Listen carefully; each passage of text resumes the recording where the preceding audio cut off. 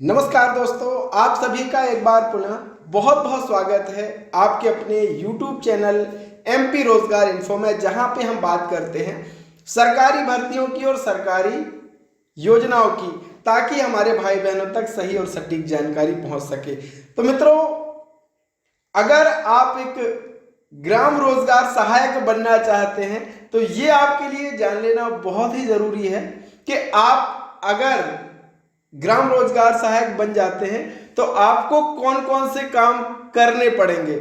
ये बहुत जरूरी है जान लेना, ताकि आधी चीज आपको यहीं पे क्लियर हो जाए कि मुझे बनना चाहिए या नहीं बनना चाहिए। अगर आप बन भी गए उसके बाद आपको पछतावा हो तो वहां दिक्कत होती है। इसलिए आप इस वीडियो के बाद खुद समझ जाएंगे कि आपको ग्राम रोजगार सहायक बनना चाहिए नहीं बनना चाहिए, और अगर आप बन जाते हैं तो कौन कौन से काम आपको करने पड़ेंगे, ये आज की इस वीडियो में जानेंगे।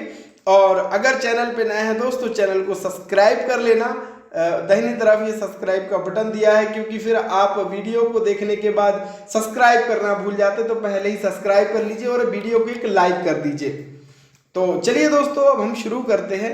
और ये हमने आदेश निकाला है वर्ष 2012 में जो आया था उसके हिसाब से, कि ग्राम रोजगार सहायक के कर्तव्य और दायित्व, क्या क्या उसके काम होंगे और किस प्रकार का उसको दायित्व मिलेगा कि सारे काम करने हैं, वो इसमें दिया गया है। पूरा विवरण दिया गया है। ग्राम रोजगार सहायक के दायित्व और कर्तव्य जो है वो निम्नानुसार होंगे। सबसे पहले एक साइड दिया गया है कि कार्य का विवरण, और फिर रोजगार सहायक की उसमें क्या भूमिका होने वाली है, यह भी यहाँ पे स्पष्ट कर दिया गया है। हाँ, अब पहला है जॉब कार्ड प्राप्ति हेतु पंजीयन। मनरेगा के तहत जो जॉब कार्ड बनता है उसमें पंजीयन में रोजगार सहायक की भूमिका होगी। और क्या करना होगा, आवेदन प्राप्त करना एवं आवेदन का रजिस्टर में दर्ज करना, जॉब कार्ड तैयार कर हितग्राही को उपलब्ध कराना एवं जॉब कार्ड पंजी में इंद्रांज करना, यानी उनको रजिस्टर करना। ये तो हो गया पहला काम। दूसरा काम जॉब कार्ड प्रदाय करना। जो जॉब कार्ड बनाए गए हैं उन्हें वितरण भी करना है, यानी जो हितग्राही का बना है उनको आपको देना भी है। जॉब कार्ड तैयार की पावती प्राप्त कर संबंधित को वितरण करना, ये आपका दूसरा काम हो गया।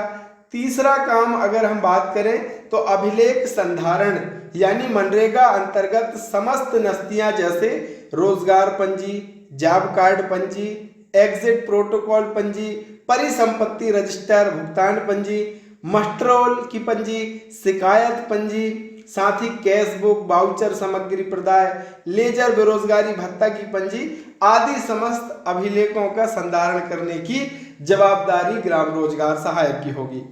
कार्यवार नस्ती संधारण, साथ ही कार्यवार नस्तियां जिसमें TS, AS, खसरा खतौनी, हितग्राही मूलक कार्यों के आवेदन, कार्यस्थल का छाया चित्र आदि समस्त दस्तावेजों के साथ संधारण करना। जैसे कि अगर किसी का मेड़ बंधन होना है तो हितग्राही से खसरा खतौनी प्राप्त करना। अब कहाँ पे वो कार्य किया जाना है तो उसकी फोटो भी दस्तावेज के साथ संलग्न करना। ये सारे काम रोजगार सहायक के होंगे। पांचवा जो यहाँ पे दिया गया है कि कार्यस्थल पर मूलभूत सुविधाएं, कार्य प्रारंभ करने हेतु प्रति गतिशील रखने हेतु आवश्यक मस्टरोल की प्राप्ति करना एवं मस्टरोल पंजी में दर्ज कराना। कार्यस्थल पर रोजगार गारंटी अधिनियम के अनुसार मूलभूत सुविधाएं उपलब्ध कराना भी रोजगार सहायक की जिम्मेदारी है।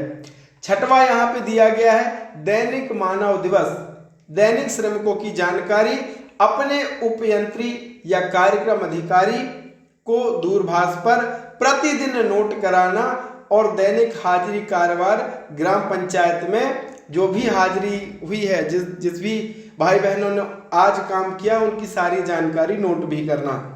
100 दिवस रोजगार रजिस्टर में प्रति सप्ताह प्रविष्टि कर 100 दिवस पूर्ण करने वाले परिवारों की जानकारी कार्यक्रम अधिकारी को उपलब्ध कराना।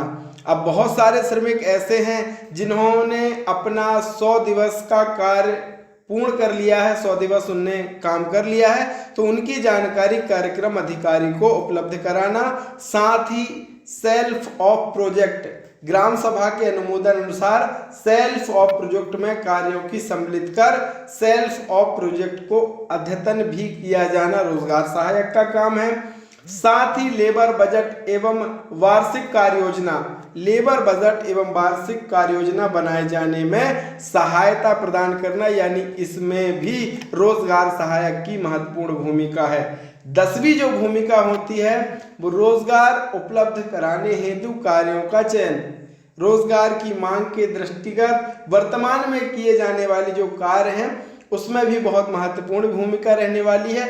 इस तरीके से दोस्तों रोजगार की मांग, साथ ही रोजगार की उपलब्धता, ये सारी चीजें सूचना पटल पे लगाना, कार्यों का मूल्यांकन करना, भुगतान संबंधित जो काम है कि मनस्ट्रॉल निकालना, लोगों को किस तरीके से उनके खाते में पैसा आ जाए, ये सारी कार्रवाई करना भी रोजगार सहायक की जिम्मेवारी है। सारा काम यहाँ पे कभी अगर ग्राम सभा का आयोजन होना है तो ग्राम सभा के लिए सचिव के निर्देशन में समस्त दस्तावेजों और अभिलेखों को तैयार भी आपको करना होगा। सामाजिक अच्छेखड़ भी आपको करना होगा। ये सारी चीजें आपकी ही भूमिका रहेगी। सतर्कता और मूल्यांकन समिति का भी आपको देखरेख करना होगा। साथ ही सदस्यों की उपस्थिति भी आपको ही सुनिश्चित करानी होगी। और शासन द्वारा सौंपे गए अन्य कार्य, लास्ट में यहाँ पे दे दिया गया है, शासन द्वारा सौंपे गए अन्य कार्य राज्य शासन परिषद मुख्यालय द्वारा समय समय पर सौंपे गए अन्य दायित्वों का निर्वहन करना। जैसे कि अब आवास योजना आ गया, आयुष्मान कार्ड योजना आ गया, शौचालय वाला जो काम आ गया, यानी स्वच्छ भारत मिशन योजना आ गया, और बीच बीच में जो योजनाएं आती हैं उसके क्रियान्वयन में, उसके संचालन में भी रोजगार सहायक की एक बहुत ही महत्वपूर्ण भूमिका होती है।